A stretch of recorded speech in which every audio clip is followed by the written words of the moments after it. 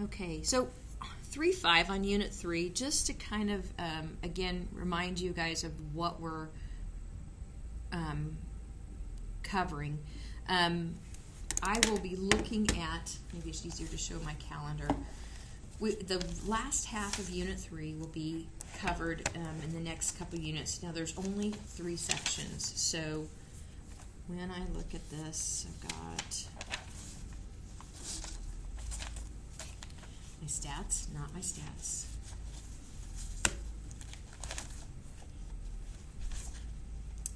February, March. Good Lord, having some struggles here. Okay, so when I look at this, I'm looking at doing 3.5 and 3.6 for today and tomorrow, having a work day to get caught up, and then doing 3.7, and then there's a test review. So it's only 3 more sections, which makes it good to be. But we're looking at probably then the next day, maybe having the exam over 3.5 and 3.7 on April 1st. And so we'll start then with the question I did have it written down. You know how we started? I could either have the exam on Monday or the exam on, or start the new unit. And so I think you kind of talked, you'd rather not have a Monday exam, but I could. So we could move these the next week, like I could put this exam on Monday and then move for one on April 1st, or if you would like another day to review for your test on those certificates, so, or if you have another test in another class, we can have that as an option. But I do kind of need to get that done because we are getting, when I looked at the calendar and how many days are remaining and trying to get you guys done before you graduate, is going to be a little bit of a challenge because we had several days that we had to give up, and I had to move all of my chapter 4 into this last section, and these last 3 sections had to be moved back further than I thought, but that's all right. So when we start today, we're going to talk about rational functions. Rational functions, to me, they will look like functions written as a graph. And so when I think of a rational expression, I want to think about a fraction, F-R-A-C-T-I-O-N. And so it'll look a lot like when you have a function over a function. Now, I also wanted to do just a little bit of review. Like, for instance, let's say I have an x and y axis, and I want to talk about my domain and this. We've talked before on range, but let's say I had an asymptote. And in this case, we're going to define asymptotes. So how many, do you remember asymptotes from last semester, from previous years? Mostly. Kind of. An asymptote means that they're going to kind of approach that, but not really touch that. And we're going to define that in just a little bit. But then let's say that I also had a function. Let's say it was a piecewise function, so that it was like an open circle here, and then it was a constant.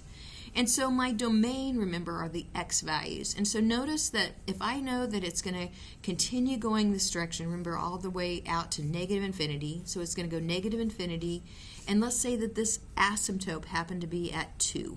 So there was a value of 1, and here's 2, and here's 3. Then I would go from negative infinity to 2, but it doesn't include 2. So that means I would have to put what at 2? A bracket or a parentheses? Parentheses, good. And then I know I have another part of my unit. It jumps over here at 3, and then it just goes constant. And let's say that it happens to be from 3, and it includes that. Let's make it a solid dot. So if I have from 3, then I'm going to go bracket, and then it's going to go to infinity. And so just to remind you, this is called interval notation, and so we're going to be writing a lot of our domains as in interval notation, but that defines what the x value is doing on each of those parts. So we also need to remember when we have a rational expression that we cannot divide anything by 0. And so another thought we have is going to be like, what happens if you have x is even over x? Now, anytime I said, if I do a t-table, and I'm going to say, well, I'm going to do my x values and my y values. And I'm going to say, well, let's let x equal 1. If I put 1 into that, I'm going to have 1 over 1, so y is going to equal 1. Right, that makes sense. So 1 comma 1 is my point. But what happens if as I get bigger for x? So let's say I'm going to jump it up to even to 5. So in this case, then I'm going to have 1 over 5, which is also 1/5. So in other words, when I go out here to 5, it's getting. If I keep going larger for x, so in other words, if I even went 100, and I said, well, what is 1 over 100th? Well, it's really, really, really tiny, right? But it's never actually going to hit 0, because as soon as I'm getting further away, as x is getting closer to infinity, my value of y is getting really small, but it never hits 0. Now, if I think about it in the other way, for instance, I know that this is kind of what it's looking like on this side, but what happens between 1 and 0? So think about it in terms of, let's say instead of 5, I had 1/5. Now, when I do my math on this, I'm going to have f of x is going to equal 1 over 1/5. That means I'm going to go 1 divided by 1/5, which is also the same as 1 times 5 over 1. So when x is equal to 1/5, y is going to equal 5. So it's also getting really big over here. If I have 1 over 100, then it's the same concept. That means that my y value is going to be 100. In other words, it's getting way high, approaching infinity, but it's never actually going to hit. And if you notice, this is the concept I have what happens when x is equal to 0? If I have 1 over 0, and if you think about it, grab your calculator and just divide that. What happens if you take 1 divided by 0? You should probably have, and wonder if you ever thought about it. What does it do? You should get an error. Because the graph actually kind of makes sense, because if I said that, and again, a lot of kids will say, well, when 1 over 0 is actually just 0, well, the problem is it can't, because as x is getting closer to 0, the value of y is getting huge. And as x gets closer and closer to infinity, the value of y is getting smaller and smaller, but it never will actually hit 0. And so that's why when you have 1 over 0, it's undefined. And that's going to happen for every rational expression that we have. So in this case, if I look at find the domain of my rational function, the first thing you're going to need to do is try and factor. So I'm going to have x plus 8 at the top. You should notice that x squared minus 64 factors. Do you know what it factors to? Yep, x plus 8 and x minus 8 is the difference of two squares, which we've had before. And notice I have a factor of x plus 8 on the top, and I also have an x plus 8 on the bottom. That means I can cancel those out and simplify this to be 1 over x minus 8. Now what that tells me then is that my value for x cannot equal 8, because if I put it back into my equation, I'm going to have 1 over 8 minus 8, which would give me 1 over 0, which we just talked about was undefined. And so this is going to tell me where a vertical asymptote will occur. And so when I have a value where it's undefined and it's on the bottom of the fraction, okay, and that means that at the value when x is equal to 8, 1, 2, 3, 4, 5, 6, 7, 8, I will have a vertical asymptote. In other words, it's going to approach, the graph will approach that line, but it will never ever actually touch it. Now, remember on the problem that we had before, if x were equal to a negative 8, it's still, before I factored it, it was still not part of my domain. And so when I identify my domain on this function, I'm going to end up being that x cannot equal 8 or negative 8, because that was still part of my factored form on the bottom part of my fraction. Now, even though I canceled out 1, the negative 8 is still considered not part of my domain. Now, to write it in integral notation, if you think about what we have 2 points here. We're going to have at 8, we're going to have negative 8, and then it's going to include all of those points on either side of them, but not including those two in itself. So we'd go from negative infinity to negative 8. Then it's going to go union of negative 8 to 8. And then it's also going to be the union of 8 to infinity. And so that would be how you would write your domain in interval notation. Now you may be asking yourself, when we talked about what happened on the 1 over x, that my value, as I get closer, I have the same kind of function. This is called my parent function of 1 over x, just means it has shifted over 8 values. So I have the function that looks a lot like this, where it's going to, as it gets larger and larger, it's going to start to be close to 0. And then as it's getting close to 8 on this side, it's going to actually be the negative. But in this case, we also said that 8, remember, it cannot equal 8 nor negative 8. So if I have this value, let me expand this out a little bit more, and I'm going to say this is going to be 1, 2, 3, 4, 5, 6, 7, 8. Okay, so this is my value of 8. What happens is, if it ever cancels out like this, what you'll have is a hole at that particular point. And it's still considered undefined.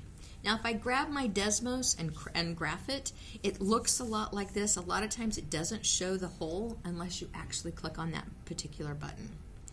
So vertical asymptotes are where the denominator is going to be 0 and it's left. And then when it cancels out, you're going to have a hole. Okay. So locating the vertical asymptotes. So in this case, the next example, our denominator is already factored. Okay, so in this case, I want to set to find the vertical asymptotes. What I want to do is vertical ASY. I'm going to set each of my factors. X is going to equal 0, and my other factor of x minus 3 is also equal to 0. So I have, in this case, 2 vertical asymptotes. One is x equals 0, and if I solve for x in this one, move my 3 to the other side, x is going to equal 3. And so in this case, my vertical asymptotes will be at x equals 0 and x equals 3. And it says find the vertical asymptotes, if any, of the corresponding holes, and if any of the graphs of the graph of the rational functions. And notice on this one, I can't simplify and cross anything out like I did on the one before. And so in this case, I'm done. My vertical asymptotes are going to be at these 2 points. My second one, though, I want to factor the bottom. So again, I have x squared minus 25, and that would factor to what? Yeah, so you have x plus 5, x minus 5, and notice on this one, my x minus 5s will cancel out. And so my vertical asymptotes are going to be setting the factors that are left equal to 0. So I have an x plus 5 is equal to 0, I have a vertical, but x equals a negative 5. But I don't want to forget this one, and so I also have a hole at when x is equal to 5, because that was when I set x minus 5 equal to 0 and move the 5 over, then that means that x is equal to 5. So that would give me a little bit of the information of my graph that I would need. Now the other thing we're going to talk about is horizontal asymptotes. So again, vertical asymptotes were up and down, but horizontal asymptotes are going to be when the graph approaches a line that's horizontal. And it's always going to be, in this case, y equals a certain constant. And how they'll write this as x approaches infinity, then y is going to be, then f of x is going to approach my value of b, or y equals b, which is my horizontal asymptote. Now, the couple of things you want to remember. There's a couple of rules that they're going to do to help determine what the horizontal asymptotes are. And I would like you to circle up here. I want you to circle the m and the n. And what it does, when we write our rational function, and we write it in descending order, like we did before from the chapter 1, we went the highest one and followed by the next one after that. And this is what this indicates when it's written out this way, is that the highest power is actually going to determine your horizontal asymptote. In this case, they said if m is going to be less than m, then it's always going to equal your x-axis will be at the y equals 0, or the horizontal asymptote. If m and n are equal to each other, then what we're going to do is we're going to set our leading coefficients equal to each other. I'll show you a trick, because I think Mrs. Wright, there's another way to kind of look at this one when they're the same on how to find it. But if n is actually greater, so if the top fraction, the function has a larger power than the bottom one, then it's going to be that it's going to have no horizontal asymptotes. It actually will have a slant asymptote, which we're not going to go into in this section. But just know that in case you ever take math down the road, there is another one where it's going to be then a slant asymptote, and that's going to occur when n is going to be greater than m. And we may get to that when we start dividing our fractions. So what I'd like you to do on the first function we have is identify m and n. Now remember, n is going to be my top factor, so the power of my rational function on the top. So in other words, if I have 15x, we would assume that it's x to the 1. That means n is going to equal 1. M then is going to be the power of my leading term, and it's, in this case it's going to be 3x squared, so it's going to be then the 2 because x squared. And then you're going to compare. You're going to go, again, we're going to compare m and n. So I'm going to end up going to, I guess, let me go the opposite, just to keep it the same as the way they have it here, is that we're going to compare n and m. So I'm going to compare 1 and 2, and obviously 1 is going to be less than 2, and so that's going to be rule number 1. So when I identify this, all I have to do, because n is less than m, then the x-axis, or y equals 0, is my horizontal asymptote. So then I'm going to say my horizontal asymptote is going to be y equals 0. And I'm going to get that just because of this. On my second one, I'm going to also identify n and m. So again, n is going to be the top. It's going to be n is going to equal 2, and then the m is also going to be equal 2. And so when I have m equaling n, or in this case 2 equaling 2, this is going to be the example of rule number 2. Now, in order to find my asymptote, what I want to do is I want to set a sub n, which is the leading coefficient of the top of my my polynomial in the numerator, divided by my leading coefficient of my polynomial in the denominator. So in this case, I'm going to look at 15 and 3. And so y is going to equal then 15 over 3, and y would equal then 5. And so that would be my horizontal asymptote. Another way that they've done this is that a lot of times if you think about extremes, you're going to go to infinity, right? So if you think about, if you take and divide by everything by the highest power that you have. So in this case, and you also eliminate your anything added and subtracted, because if you think about it in terms of, like, if I'm taking 1,000,000 and I'm comparing 1,000,000 plus 1, it's going to have a very slight change. It's not going to affect your graph at all.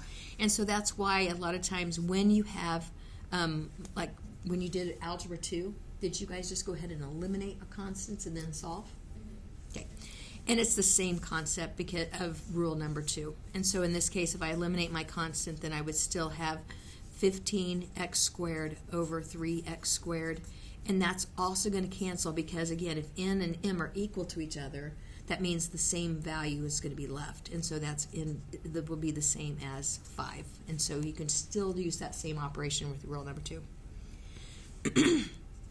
The next one, find the horizontal asymptote.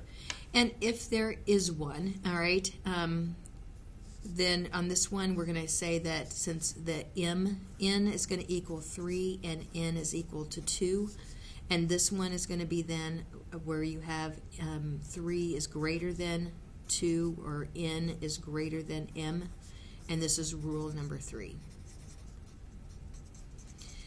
Which tells me that there is no horizontal asymptote. So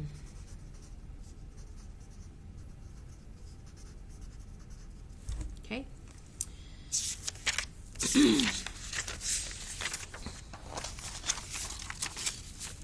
So what we're going to do is we're going to actually start by thinking about all the things we've kind of put together and try and come up with a way that we can solve and graph the equation without necessarily grabbing Desmos. But we want to use some of the knowledge that we've had before. So what I'm going to do is we're going to start off with just determining whether we have symmetry. If we remember from the previous chapter, to find for A, or let me do number one. Number one, to find symmetry, we're going to substitute f of negative x into my function. And so I'm going to look to see, in this case, I'm going to say, well, this is going to equal then 4 times negative x expression squared all over negative x expression squared minus 9. So in this case, when I simplify my negatives, I have a negative x squared. That's going to be positive, so it's just going to be 4x squared. On the bottom, I have x squared minus 9, and notice it's exactly the same. So when it is exactly the same, that tells me I have an even function, and that means I'm symmetric about A-B-O-U-T, I cannot spell today, A-B-O-U-T, the y-axis. In other words, it's going to look the same from on either side of my y-axis. Remember, if any of these changed, like in other words, like if I had down below, I just had an x or plus an x, and that would change one sign, that would mean that would not be symmetric about the y-axis. It has to change all of them or none of them. Now remember, if it was just the opposite and every sign changed, then you would have the symmetric about the origin. So those are the two rules that you had, and a lot of our functions are going to be neither. Okay. Then number 2, it says find the y-intercept, if there is one, and evaluating what f of 0. So when I look at f of 0, that means I'm going to replace 0 for my x wherever I have it. So I have 4 times 0 squared, 0 squared minus 9. Well, anytime I take 4 times 0, it's just going to be 0. So I have the top, I have 0 over a negative 9. Remember, that's still going to be, since the numbers on the bottom, 0 over negative 9 does equal 0. And so in this case, I know that I have a y-intercept at when x is equal to 0, y is going to also be 0. So I have this point that I can go ahead and plot. I'm also going to go ahead and evaluate number 3, the x-intercepts. And in this case, this is going to be where f of x is equal to 0. And in this case, you want to set then your value and the numerator equal to 0. So in other words, if I have 4x squared is equal to 0, I'm going to solve for that. I'm going to divide by 4. So x squared is equal to 0. So take the square root of it. X is still just 0. And so I have, again, the same point, 0, 0, both for my x-intercept and my y-intercept. Now that's going to tell me it's only going to cross that one place. I'm not going to have another interception, whether it's y or an x. But then let's go ahead and find our vertical asymptotes. So when we do number 4, we want to go ahead and find the vertical asymptotes. We're going to go ahead and factor the bottom. So I'm going to have the 4x squared. This time, if I have x squared minus 9, I'm going to have x plus 3 times x minus 3. That means my horizontal asymptotes are going to be when x is equal to 3 or negative 3. So I have 2 and neither of them cancel. So I'm going to go ahead and graph those. I'm going to go 1, 2, 3. I'm going to put a vertical line going straight up and down that's just going to be dashed, and that's going to represent my asymptote. Then I'm going to go to negative 3, and I'm going to do the same thing. Now, my 5th one, I'm going to go ahead and find any horizontal asymptotes. And the horizontal asymptote, remember, is going to be from the rules that we just had before. So I'm going to look to see, for my original function, remember my highest power, I'm going to look for m and n and m. So n and m are both going to be 2. And so in this case, if that's the case, then remember we're going to look at the leading coefficient. So going back to my rule, I'm going to look over here, I'm going to set the leading coefficients, and I'm going to set them equal to each other. So it's going to be y equals 4x squared over 1x squared, which is just going to be then 4. So I'm going to come up, I'm going to do a horizontal asymptote, 1, 2, 3, 4, and I'm going to put my horizontal asymptote. Now in this case, I have different sections. So when I have a section over here, I'm going to just call it right now section Roman numeral 1. I also have a section over here, Roman numeral 2. I have a section over here, Roman numeral 3. One down here from underneath it is going to be number 4. And I have a 5, and I have a 6. Now, once I find one of the sections, for instance, if I were to go ahead and I know right here that one of my values is going to be 0, 0, but I want to, if this one is going to be 3, I want to find out what's going to happen beyond 3. So, in other words, if I go ahead on number 6 to kind of give me a graph, what I want to do is I want to think about kind of checking strategic points in here that will give me where my graph is going to locate, what it'll do. So like in other words, if I let X to be in this section, I could pick 4, 5, or 6. Let's just go ahead and put 4. And so in other words, I would go 4 times 4 squared over, then I can go ahead and use my factored form, or I can use my other one. I'm going to go ahead and use this one because it's kind of easy. I have 4 plus 3 times 4 minus 3. And really what I'm doing, I'm trying to find out if it's going to be positive or you know, like where it's going to be. Is it going to be in this section or is it going to be down below? So in this case, I know that I'm going to have 4 times 4 squared, which is actually 4 to the third, or 64. But down on the bottom, I'm going to have 7 times 4.